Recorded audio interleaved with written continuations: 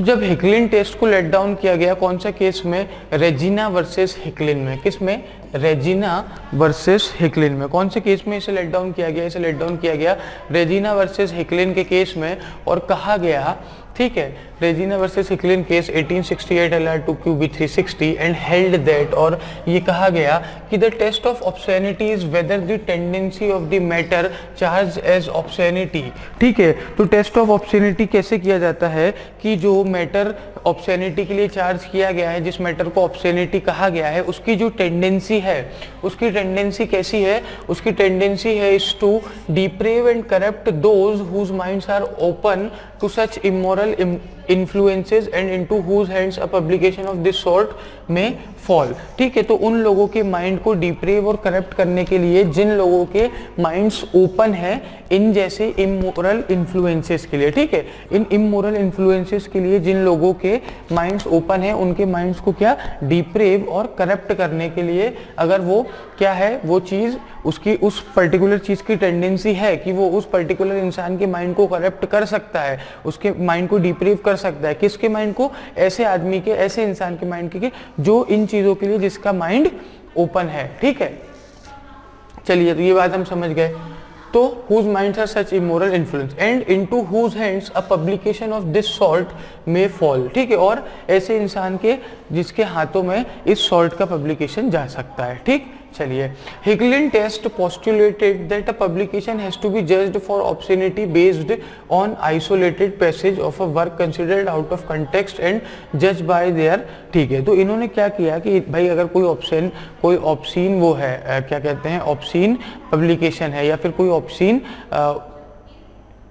Obscene या हम कहेंगे कि कोई ऑब्सीन मैटर है, तो ऐसे लोग जिनके दिमागों को वो करप्ट कर सकता है, डिप्रेव कर सकता है, या ऐसे लोग जिनके हाथों में वो जाएगा, उसकी वो टेंडेंसी है कि उन लोगों के माइंड को वो करप्ट कर सकता है, तो उसे हम ऑब्सीन कहेंगे।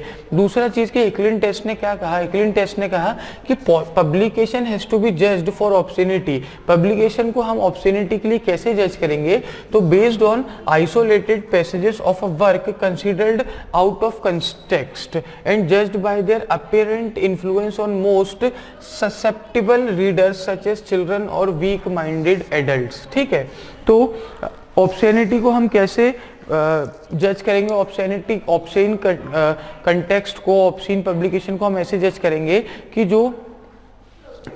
जो एक आप ये मानिए कि एक based on isolated passage of a work considered out of context. ठीक है, एक आइसोलेटेड पैसेज होगा एक वर्क का जो कि आउट ऑफ कंटेक्स्ट जिसे कंसिडर किया जाएगा, and judged bye there apparent influence, और उनका जो अपीरेंट इन्फ्लुएंस है, ठीक है, किस पर, ऐसे रीडर्स पे जो कि वीक माइंडेड एडल्ट हैं या फिर चिल्ड्रन हैं, ठीक है, उनके माइंड पे वो क्या, उनका अपीरेंट इन्फ्लुएंस उसका क्या होगा, ठीक है, इस बेसिस पे उसे जज किया जाएगा। ठीक है, और दूसरी चीज ये बोल रहा है कि however this test was later rejected by most of the jurisdictions. ठीक है, और बाद में क्या हुआ, बहुत सी जुरिसडिक्शंस ने इस टेस्ट को रिजेक्ट कर दिया, इस टेस्ट को मानने से मना कर दिया।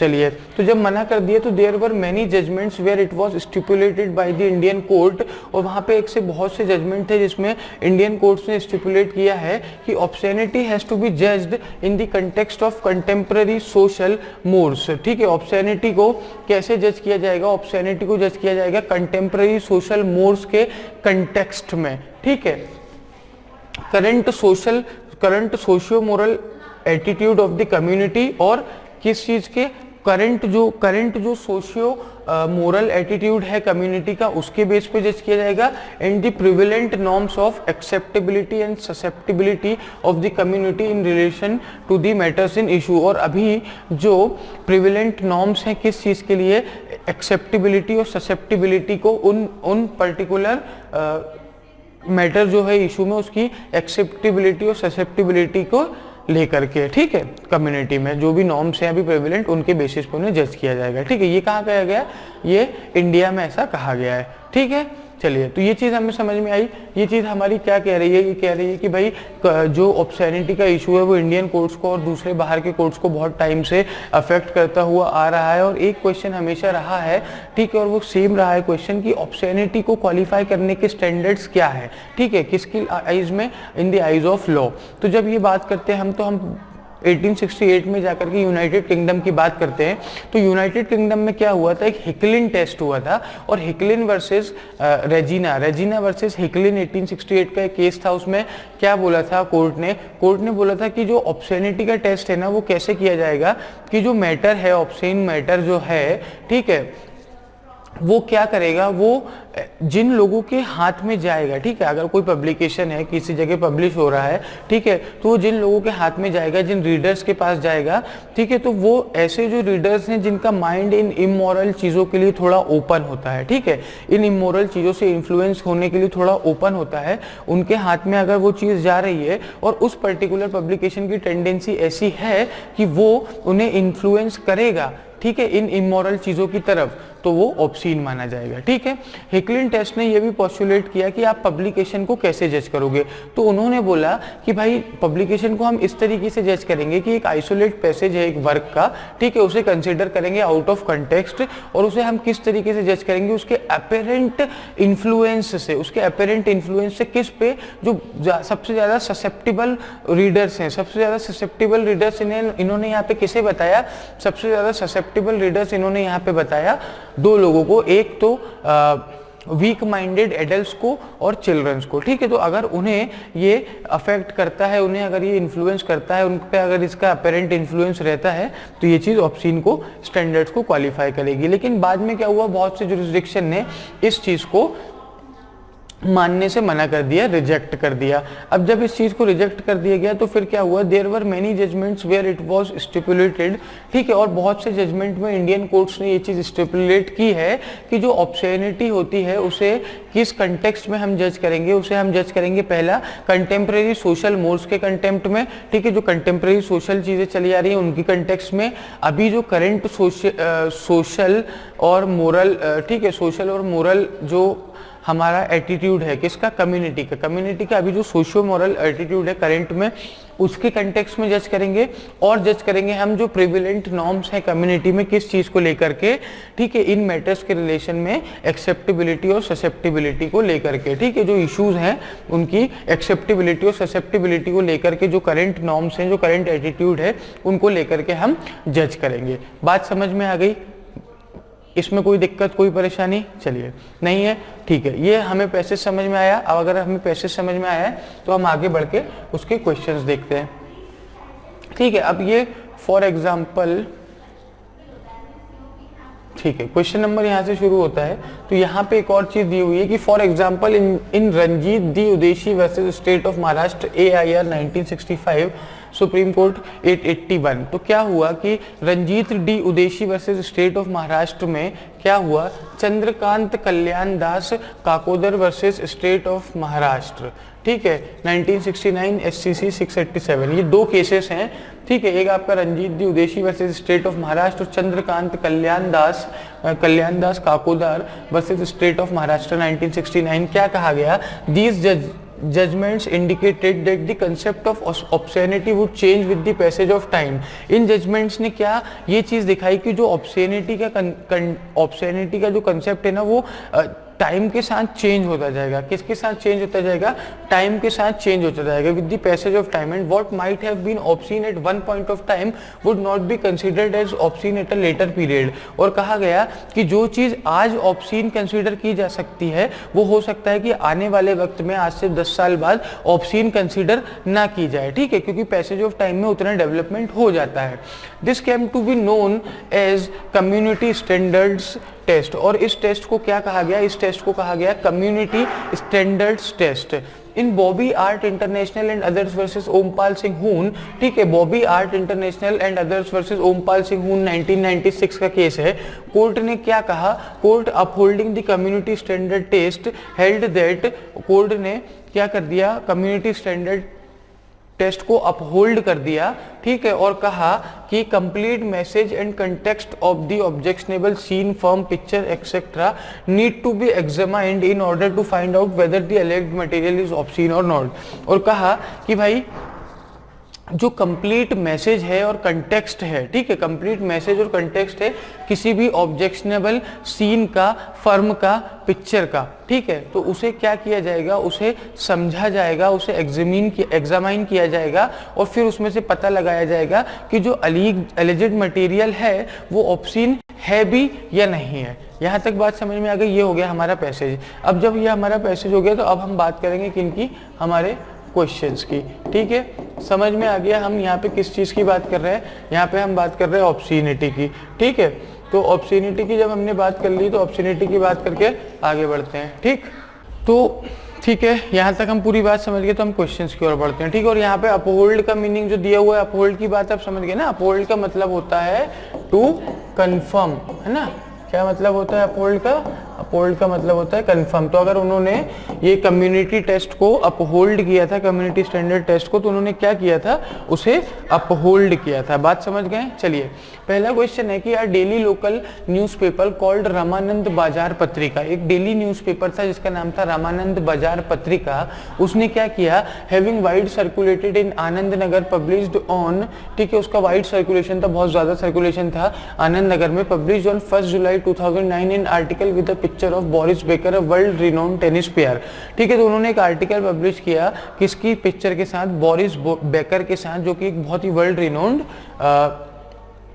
टेनिस प्लेयर है। Posing nude with his dark skinned fiancee by name Barbara Feltus, और वो कैसे पोज कर रहे थे, वो न्यूड पोज कर रहे थे, ठीक है, बिना कपड़ों के उन्होंने पोज किया हुआ था अपनी फियांसे जिसका नाम था बारबरा फेल्टस के साथ, और वो क्या थी, एक फिल्म एक्ट्रेस थी, which was photographed by none other than her father, और उसका फोटो किसने लिया था, उसका फोटो किसी और ने नहीं लिया था, उनके ही फादर ने लिया था, ठीक है, उस लड़की के ही फादर ने लिया था। The article states that in an interview both Boris Becker and Barbara Feltus spoke freely about their engagement, और आर्टिकल ये बताता है कि उस इंटरव्यू का आर्टिकल था, उसमें ये बताया गया था कि जो बोरिस बेकर और बारबरा फेल्टस हैं, दोनों ने फ्रीली अपने एंगेजमेंट के बारे में बात की, ठीक है, their lives and future plans, उनकी लाइफ के बारे में बात करी, उनके फ्यूचर प्लान के बारे में बात करी, और उन्होंने एक मैसेज कन्वे किया लोगों को, ठीक है, एक पीपल एट लार्ज, सारी जनता को एक मैसेज कन्वे किया for posing to such a photograph, ठीक है, एक मैसेज कन्वे किया उस पोज के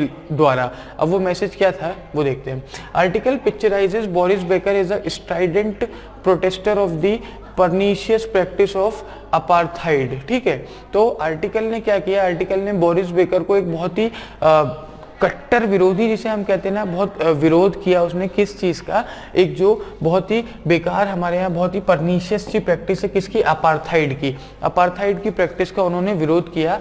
further it was stated that the further of the photograph, purpose of the photograph was also to signify that love champions over hatred, और उन्होंने ये भी बोला कि इस फोटोग्राफ का क्या मतलब है, इस फोटोग्राफ का मतलब है कि जो चैंपियंस हैं उन्हें आप लव चैंपियंस ओवर हेट्रेड, मतलब कि लव हमेशा हेट्रेड के ऊपर रहता है। Will the alleged picture classify as an obscene material in India, तो अब बात ये हो रही है कि इंडिया में क्या वो जो एलिजिड पिक्चर है वो ऑब्सीन मटेरियल के स्टैंडर्ड्स को क्वालिफाई करेगी या फिर नहीं करेगी, ये चीज़ हमें देखना है, ये टेस्ट हमें देखना है। तो पहला ए बोल रहा है कि no, according to the Hicklin test it will not classify as obscene. B बोल रहा है yes, according to the community standard test the picture will classify as obscene. C बोल रहा है no, according to the community standard test the picture will not classify as obscene, और both, D बोल रहा है बोथ ए एंड सी, ठीक है। चलिए, तो अब देखिए इसमें हमें ये देखना पड़ेगा कि कम्युनिटी स्टैंडर्ड टेस्ट क्या कहना चाह रहा है, ठीक है। तो जब हम कम्युनिटी स्टैंडर्ड टेस्ट की बात करते हैं तो कम्युनिटी स्टैंडर्ड टेस्ट क्या कह रहा है कि भाई जो चीज़ आज की तारीख में क्या है, आज की तारीख में जो चीज़ ऑब्सीन है वो हो सकता है कल की तारीख में ऑब्सीन ना हो, ठीक है। और ठीक, this came to known as community standard test. और ये भी बोला कि भाई complete message and context of the objectionable scene from picture etcetera need to be examined in order to find out whether it is obscene और not. तो ये क्या कह रहा है, ये कह रहा है कि जो ऑब्सीन चीज़ें हैं ना, जो ऑब्सीन जो भी वहाँ पे पब्लिकेशन है उसका कंप्लीट मैसेज है ना, कंप्लीट मैसेज जो है वो हमें देखना पड़ेगा, कंप्लीट मैसेज को हमें समझना पड़ेगा, और जब उस कंप्लीट मैसेज को हम पूरा समझेंगे तभी हमें क्या समझ में आएगा, तभी हमें समझ में आएगा कि वो पर्टिकुलर चीज़ ऑब्सीन है कि नहीं है। तो यहाँ पे उसका मैसेज क्या है, उसका मैसेज ये है कि वो अपने जो उनका डार्क स्किन फियांसे थी उसके साथ उन्होंने न्यूड पोस्ट क्यों किया, क्योंकि वो अपार्थाइड के अगेंस्ट एक मुहिम चलाना चाहते हैं, अपार्थाइड को अपोज करना चाहते हैं, ठीक है। और वो भी कट्टर विरोधी है अपार्थाइड के कि भाई रंग से क्या है, ठीक है, रंग कुछ, तो अपार्थाइड का अपोज, तो दैट्स अ गुड थिंग, ठीक है। तो ये according to the community standard test इस चीज को हम ऑब्सीन नहीं बोल सकते। क्यों? क्योंकि अपार्थाइड को अपोज करने के लिए अगर उन्होंने न्यूड पोज किया भी था तो वो कम्युनिटी स्टैंडर्ड टेस्ट में, क्यों? क्योंकि जब हमने जो दूसरा केस पढ़ा था, दूसरा केस कौन सा है, Bobby Art International and others versus Ompal Singh हुन 1996 का सुप्रीम कोर्ट का डिसीजन है। उसमें वो क्या कह रहे हैं कि अगर कोई भी ऑब्सीन चीज है, कोई भी ऑब्सीन पब्लिकेशन है, तो हमें क्या देखना पड़ेगा, हमें उसको एग्जामिन करना पड़ेगा, किस चीज को, उसके उस ऑब्जेक्शनेबल सीन फर्म पिक्चर के मैसेज को, ठीक है, उसके कंप्लीट मैसेज को, उसके कंटेक्स्ट को। तो यहाँ पे जब वो न्यूड पोज कर रहे हैं तो न्यूड पोज वो क्यों कर रहे हैं, they are not posing nude for the sake of entertainment और for the sake of publicity, ठीक है, they are posing nude as they want to oppose the what they want to oppose the pernicious practice of apartheid, ठीक है। So when we talk about the pernicious practice of apartheid, that is a good thing. If we are opposing the practice of apartheid, that is a good thing according to the this thing community standard test. तो हमारा कौन सा option बोल रहा है कि नहीं, ये कम्युनिटी स्टैंडर्ड टेस्ट के हिसाब से क्वालिफाई नहीं करता है कि ऑप्शन है, तो ऑप्शन सी बोल रहा है। तो हमारा आंसर हो जाएगा कि सी, ऑप्शन सी की no, according to the community standard test the picture will not qualify as obscene, ठीक है। यहाँ पे क्लासीफाई लिखा हुआ है, थोड़ा सा टाइपिंग एरर है, क्वालिफाई एज ऑब्सीन, ठीक है। तो ऑप्शन सी हमारा सही हो जाएगा। बात समझ में आ गई, ठीक है। क्यों हम इस चीज को, क्योंकि हमारा जो सेकंड केस सुप्रीम कोर्ट का 1996 वाला है वो क्या बोल रहा है कि उस चीज के मैसेज को हमें, उस चीज के कंटेक्स्ट को हमें समझना पड़ेगा, तभी हम बता सकते हैं कि कोई चीज ऑब्सीन है या नहीं है। चलिए नेक्स्ट क्वेश्चन देखते हैं, क्वेश्चन नंबर 72। क्वेश्चन नंबर 72 क्या कहना चाह रहा है कि the difference between Hicklin test and community test standard test is. तो हिकलिन टेस्ट जो इंग्लैंड में आया था 1868 में, और जो चीज कम्युनिटी स्टैंडर्ड टेस्ट जो 19 आफ्टर इंडिपेंडेंस इंडिया में आई, उन दोनों के बीच का ये हमसे डिफरेंस पूछ रहे हैं कि उन दोनों के बीच का डिफरेंस क्या है। तो पहला आता है आपका कि the former focuses on the susceptibility of the minds of individual to get corrupted, while the later hinges upon the context, intended meaning and contemporaneous socio-culture environment of the society।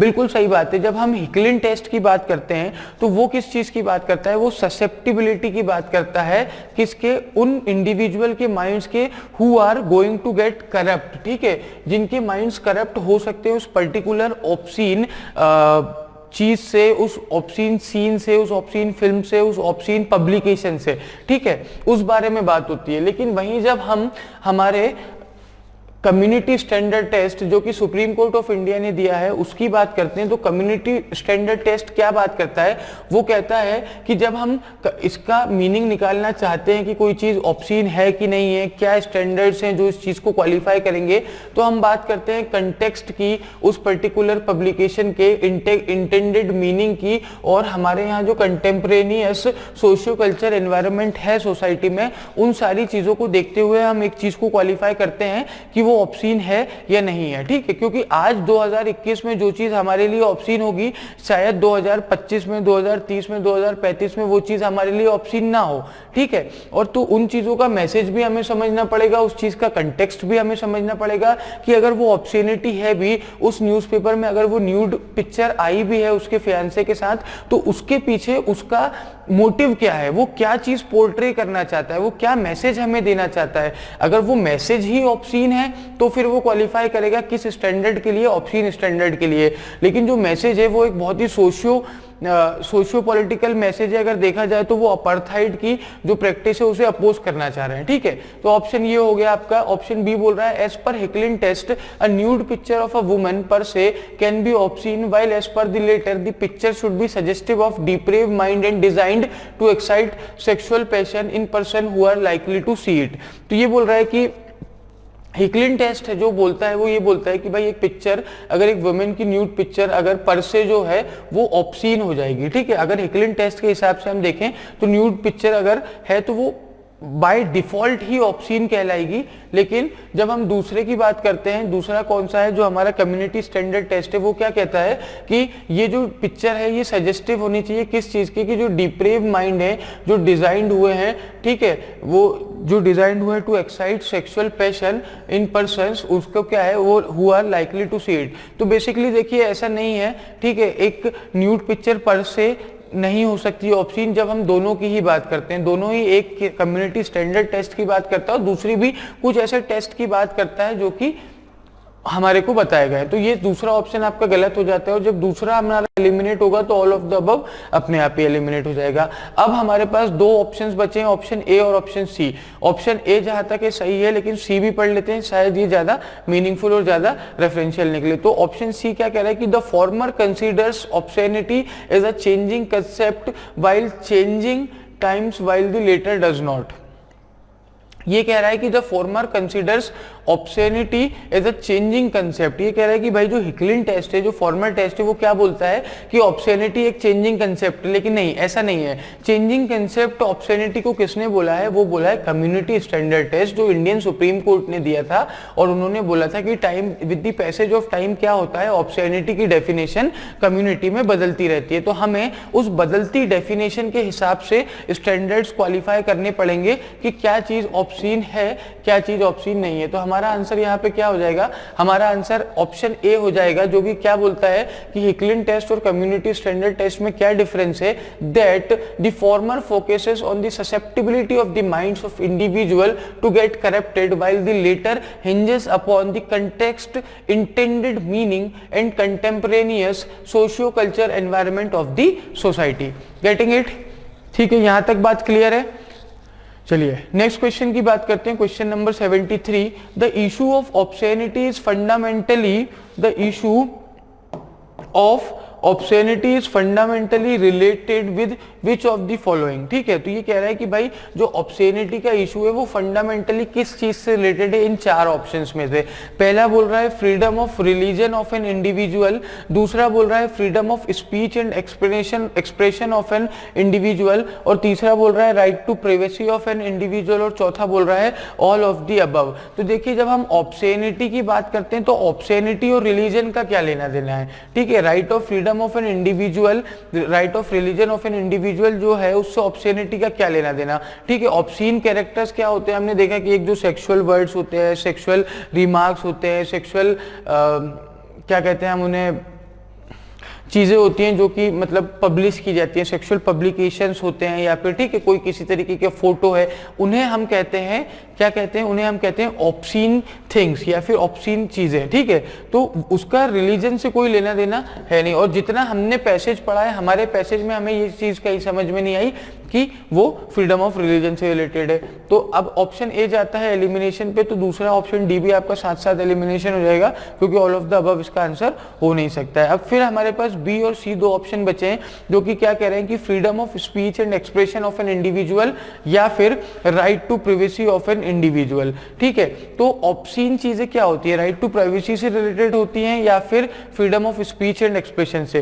तो देखिए जो ऑब्सीन चीजें होती है ना, वो बोली जाती हैं, कही जाती हैं, दिखाई जाती हैं। और बोलना, कहना, दिखाना किस चीज से रिलेटेड होता है, क्या होता है बोलना, बोलना इज स्पीच। ठीक है, किसी चीज को बताना, किसी चीज को समझाना, इस एक्सप्रेस करना। ठीक है, एक्सप्रेशन। ठीक है, तो वो किस चीज से रिलेटेड हो जाएगा, वो आपका रिलेटेड हो जाएगा freedom of speech and expression of an individual. ठीक, तो obscenity is fundamentally related to freedom of speech and expression of an individual. ठीक है, यहां तक बात क्लियर है।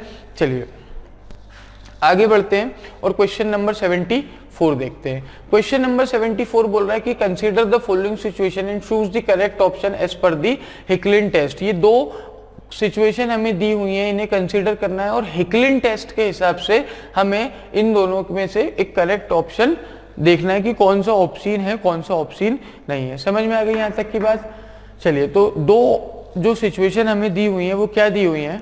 तो पहली जो सिचुएशन है वो क्या बोल रही है कि a movie scene where there are rows of Jewish mark naked man, ठीक है, एक मूवी सीन है जिसमें क्या है, नेकेड मैन और वुमेन है, ठीक है, रोज है उसमें पूरी, ठीक है, तो उसमें नेकेड मैन और वुमेन खड़े हुए हैं, shown frontally being led into the gas chambers of Nazi concentration camp. और क्या दिखाया जाता है कि उन्हें किस में भेजा जा रहा है, उन्हें गैस चैम्बर्स में भेजा जा रहा है, नाजी कंसंट्रेशन कैंप के।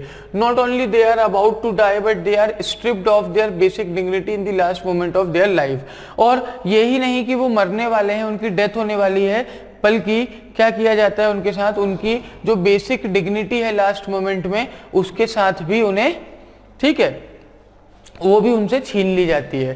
पहली चीज ये। दूसरी चीज, the controversial movie scene of Phoolan Devi the bandit queen where she is paraded naked and made to draw water from the well within the circle of 100 men। और जो फूलन देवी द बैंडिट क्वीन जो movie थी, उसमें क्या किया जाता है कि उन्हें भी नेकेड परेड किया जाता है, परेड कराया जाता है, ठीक है, बिना कपड़ों के, और 100 आदमी उनके आसपास खड़े रहते हैं और उनसे क्या, उनसे कुएं से पानी निकलवाया जाता है। बात क्लियर है? तो अब ये हमसे पूछ रहा है कि इनमें से कौन सा ऑप्शन है, ठीक है। तो देखिए जो हमारा हिकलिंस टेस्ट है वो बोलता क्या है कि ये चीज जब उन लोगों का माइंड करप्ट करेगी या नहीं, जिन लोगों के पास ये पब्लिकेशन जिनके हैंड्स में जाएगा। तो देखिए ये दोनों ही चीज इस कदर से क्या है, अगर हिकलिन टेस्ट के हिसाब से देखा जाए तो एक ऐसा इंसान जिसका माइंड सेक्सुअल एस्पिरेशंस को लेकर, सेक्सुअल वांट्स को लेकर के ओपन है, ठीक है, इन चीज़ों के लिए थोड़ा सा इन चीज़ों से जल्दी करप्ट हो जाता है, तो उनके लिए बिल्कुल ये सीन्स ऐसे हैं जो उनके माइंड को करप्ट कर सकते हैं। तो बोथ 1 और 2 आर ऑप्शन, दोनों ही अगर हिकलिन टेस्ट के हिसाब से हम देखें तो ऑप्शन माने जाएंगे। ठीक है, यहाँ तक बात क्लियर है? यहाँ तक कोई दिक्कत, कोई परेशानी हो तो बताइए। ठीक है, चलिए आगे बढ़ते हैं और क्वेश्चन नंबर 75 देखते हैं। क्वेश्चन नंबर 75 आई गेस हमारा लास्ट क्वेश्चन होगा, उसके बाद हमारा नेक्स्ट क्वेश्चन आ जाएगा। ठीक, तो क्वेश्चन नंबर 75 क्या कह रहा है कि an activist while being semi nude allowed her body to be used as a canvas to paint on by her 2 minor children who were properly clothed। एक एक्टिविस्ट ने क्या किया, सेमी न्यूड होके, मतलब आधे कपड़े उतार करके उन्होंने अपनी बॉडी को अपने 2 बच्चे, 2 माइनर चिल्ड्रन से क्या करवाया, कैनवास पेंटिंग करवाई उस पे। ठीक है, और उनके बच्चे जो थे वो प्रॉपरली क्लोथ थे। She uploaded this video of hers on an online platform with a message that she intended to normalise the female form of her children and not allow distorted ideas about sexuality to pervade their minds. और उन्होंने कहा कि वो क्या करना चाहती हैं इस वीडियो से, ऑनलाइन प्लेटफॉर्म पर डालकर, कि एक मैसेज देना चाहती हैं कि वो फीमेल फॉर्म को अपने चिल्ड्रन के, ठीक है, इंटेंशन में वो नॉर्मलाइज करना चाहती हैं, और ऐसे डिस्टॉर्टेड आइडियाज जो सेक्सुअलिटी से रिलेटेड है वो नहीं चाहती कि उनके बच्चों के माइंड में परवेड करे। An advocate who sees the video register a case of obscenity against her. और एक एडवोकेट जो उनका ये न्यूड वीडियो देखता है कि जिसमें वो न्यूड होकर के अपने बच्चों से अपने ऊपर पेंटिंग बनवा रही हैं, तो वो क्या कर देता है, वो कर देता है उनके ऊपर केस। ठीक है, is it a case of obscenity as per the community standard test. तो उसमें ये पूछा जाता है कि ये जो केस है ये क्या कम्युनिटी स्टैंडर्ड टेस्ट जो सुप्रीम कोर्ट ऑफ इंडिया ने 1996 के केस में और 1968 में जो चीज इन्होंने क्या कहते हैं कम्युनिटी स्टैंडर्ड टेस्ट दिया है इंडिया में, क्या ये उसको पास करता है और क्या ये ऑप्शन है। तो देखिए ये अगर आप थोड़ा बहुत भी न्यूज देखते हो तो ये जो है ना, ये रियल केस है। ये अभी एक I don't remember the facts, but हाँ ये केस रियल है और ये केस हो चुका है। ठीक है, ये इंडिया का ही केस है। तो अब हमें बताना है कि this is pure case of obscenity as she is spreading it. B बोल रहा है this is a pure case of obscenity as well as child pornography as her children were exposed to the nudity. C बोल रहा है D this is not a case of obscenity because as per the community standard test the video must not be seen in isolation but in the contextual setup of the message that the activist has put or normalization of a female sexuality। और D बोल रहा है this is a case of obscenity as per the community standard test as the video was blatantly obscene। तो देखिए फिर वही, जब हम community standard test लगाएंगे और community standard test के हिसाब से हम देखेंगे तो फिर हमें उस वीडियो के मैसेज को समझना पड़ेगा, उस वीडियो के कंटेक्स्ट को समझना पड़ेगा। हम सिर्फ अकेले वीडियो को देख करके ये नहीं बोल सकते हैं कि ये जो पर्टिकुलर चीज चीज है, ये क्या है, ये पर्टिकुलर चीज ऑब्सीन है। ठीक, बात समझ गए? तो ऑप्शन सी हमारा करेक्ट आंसर हो जाएगा, जो कि क्या कह रहा है कि भाई ये पर्टिकुलर चीज ऑब्सीन नहीं है। और क्यों नहीं है? क्योंकि कम्युनिटी स्टैंडर्ड सीन के हिसाब से हम सिर्फ एक आइसोलेटेड वीडियो को नहीं देख सकते, एक आइसोलेटेड वीडियो का मीनिंग नहीं समझ सकते हैं, बल्कि हमें क्या करना पड़ेगा, बल्कि हमें उस वीडियो के कंटेक्स्ट को समझना पड़ेगा, उस वीडियो के मैसेज को पढ़ना पड़ेगा। और जब हम उसे देखेंगे तो हम देखेंगे कि वो activist has put on normalization of a females sexuality. ठीक है, वो फीमेल की सेक्सुअलिटी को नॉर्मलाइज करना चाहती हैं और वो किसी भी तरीके का ऑप्शन मैसेज उस वीडियो से नहीं दे रही हैं। ठीक, बात समझ में आ गई, बात क्लियर है यहाँ पे। चलिए, हमारा सेकंड पैसेज के भी सारे क्वेश्चन यहाँ पे कंप्लीट हो गए। अब हमारा थर्ड पैसेज आएगा।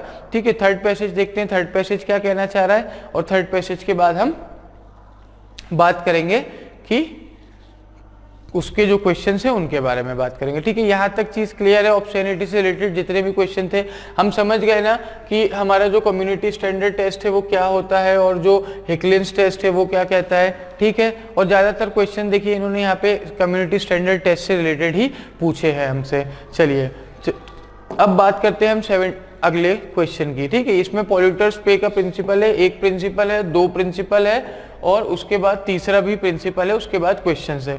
तो पहले हम प्रिंसिपल को समझ लेते हैं, थोड़ा टुकड़ों में समझ लेते हैं, उसके बाद मैं आपको प्रिंसिपल को पूरा का पूरा एक बार समझा दूंगा। ठीक है, तो यहाँ तक बात क्लियर है। तो क्या कह रहा है आपका कि on 7 May 2020 a major leakage of styrene gas was reported from the plastic manufacturing plant.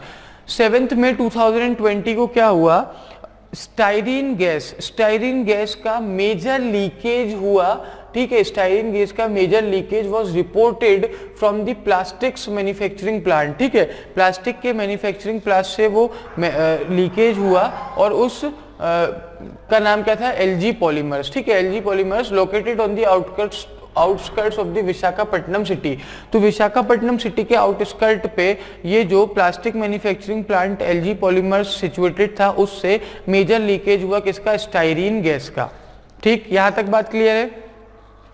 अब देखिए, The accident took place when the cooling system of a polymers plant got clogged. Accident कब हुआ, जब कूलिंग सिस्टम क्या था polymer plant का, clogged हो गया, जैम हो गया, due to the mismanagement of factory workers and resulted in turning the city into a gas chamber. ठीक है, फैक्ट्री वर्कर्स की नेग्लिजेंस के कारण वो जो कूलिंग सिस्टम था वो क्लॉग हो गया और उसके कारण क्या हुआ, पूरी की पूरी सिटी एक गैस चैम्बर में तब्दील हो गई, क्योंकि गैस इतनी ज्यादा लीक हुई कि पूरी सिटी में गैस ही गैस हो गई। The gas which leaked was styrene gas, और जो गैस लीक हुई थी वो कौन सी गैस थी, वो स्टाइरीन गैस थी। कौन सी गैस थी वो स्टाइरीन गैस थी, which is a hazardous chemical, और उसे हजार्डस केमिकल का नाम दिया गया है under rule T2E plus entry 538 of schedule 1 of the manufacturer storage and import of hazardous chemical rules 1989। तो बेसिकली रूल 2E जो है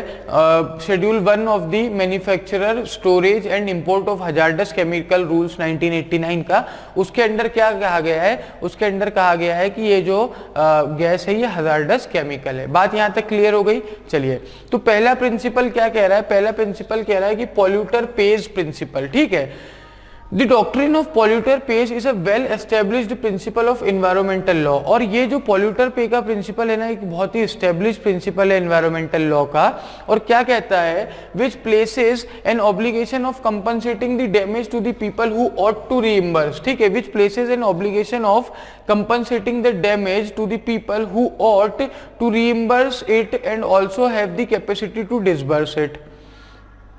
ठीक है, तो ये क्या कहता है कि भाई, ये कहता है ऑब्लिगेशन प्लेस करता है, ठीक है, डैमेज का कंपनसेशन देने के लिए उन पीपल पे, उन लोगों पे, वो जिन्हें ये रीइंबर्स करना चाहिए, जिनका ऑब्लिगेशन है, जो they who ought to reimburse it and also have the capacity, और उनके पास कैपेसिटी भी है कि वो उसे डिसबर्स कर सकते हैं। ठीक है, वो कंपनसेट कर सकते हैं। बात समझ में आ गई। The principle explicitly affirms that the person who damages और destructs the environment has the absolute obligation to bear the cost of ameliorating the environment. और ये कहता है, प्रिंसिपल एक्सप्लिसिटली बोलता है, ठीक है, कि जो इंसान एनवायरनमेंट को क्या करेगा, जो एनवायरनमेंट को क्या करेगा, एनवायरनमेंट को एमिलियोरेट करेगा, बेसिकली पोल्यूट करेगा, वो क्या करेगा, वो उसकी कॉस्ट भी बियर करेगा, ठीक है। In Enviro Legal Action versus Union of India case, ठीक है, Enviro Legal Action versus Union of India में एपेक्स कोर्ट जो हमारी सुप्रीम कोर्ट है ऑफ इंडिया ने क्या कहा था, उन्होंने कहा था कि the polluter is legally responsible to reimburse the individual sufferers as well as pay for the revitalisation of the damage environment. तो उन्होंने कहा था कि जो पॉल्यूटर है ना, वो जो इंडिविजुअल सफरर्स हैं, जो इंडिविजुअली जिन लोगों ने सफर किया है उसके कारण, उसके लिए तो पे करने के लिए लायबल होगा ही होगा, और साथ ही साथ उसे जो एनवायरनमेंट डैमेज हुआ है उसके रिवाइटलाइजेशन के लिए भी, ठीक है, उसको रिवाइटल करने के लिए भी उसे क्या करना पड़ेगा, उसे पे करना पड़ेगा, ठीक है, एनवायरनमेंट के डिग्रेडेशन जितना भी हुआ है उसे वापस नॉर्मल करने के लिए। यहां तक बात समझ में आ गई, यहां तक कोई दिक्कत कोई परेशानी, ठीक है। तो हमारा प्रिंसिपल पहला क्या है, पहला प्रिंसिपल हमारा पॉल्यूटर्स पे का है, दूसरा प्रिंसिपल हमारा प्रिंसिपल ऑफ स्ट्रिक्ट लायबिलिटी है, और जब तीसरा प्रिंसिपल हम देखते हैं तो तीसरा प्रिंसिपल हमारा एब्सोल्यूट लायबिलिटी का है, ठीक है। ये चीजें हमने, तो देखिए मैंने आपको क्या कहा था, मैं आपको यही बता रहा था कि भले ही इसमें बड़े बड़े पैसेजेस हो, लेकिन कहीं ना कहीं ये लीगल फ्रेमवर्क से, लीगल कंटेक्स्ट में, लीगल चीजों से हमें जोड़ेंगे। चलिए तो दूसरे प्रिंसिपल की बात करते हैं और समझते हैं कि दूसरा प्रिंसिपल हमसे क्या कहना चाह रहा है, ठीक है। अभी तक हमने क्या बात कर ली है, अभी तक हमने ये बात कर ली है कि भाई ये जो लीकेज हुआ केस पूरा पढ़ लिया, पहला प्रिंसिपल पढ़ लिया जो कि पॉल्यूटर्स पे का है। अब हम बात करेंगे प्रिंसिपल ऑफ स्ट्रिक्ट लायबिलिटी की, ठीक है। तो पहला केस हमने देखा, पहला केस भी हमने देखा जो कि कोविड-19 से रिलेटेड था, उसमें भी इन्होंने कॉन्ट्रैक्ट को डाला, ठीक है, बीच में, और कॉन्ट्रैक्ट से रिलेटेड ही क्वेश्चन पूछे। दूसरा केस जो हमने देखा जो ऑब्ससेनिटी से रिलेटेड पैसेज था, उसमें भी इन्होंने क्या किया, उसमें भी इन्होंने ऑब्ससेनिटी से रिलेटेड, भले ही वो पैसेज था लेकिन उसमें इन्होंने सुप्रीम कोर्ट के डिसीजंस डाले, ठीक है, ब्रिटिश कोर्ट के डिसीजन डाले, और कहीं ना कहीं हमसे कोर्ट के डिसीजन बेस्ड क्वेश्चन ही इन्होंने हमसे पूछे, ठीक है। और तीसरी चीज में भी देख लीजिए, प्रिंसिपल ऑफ स्ट्रिक्ट लायबिलिटी है, प्रिंसिपल ऑफ एब्सोल्यूट लायबिलिटी है, पॉल्यूटर्स पे प्रिंसिपल है। तो भले ही चीजें बदली हैं लेकिन है लॉ से ही रिलेटेड और इजी है, बहुत ज्यादा टफ नहीं है। चीजों को समझिए, चीजों को परखिए, एक बार पैसेज अच्छे से हम पढ़ लेंगे तो हमें वैसी सारी चीजें समझ में आ जाएंगी। तो चलिए आगे बढ़ते हैं और देखते हैं प्रिंसिपल ऑफ स्ट्रिक्ट लायबिलिटी।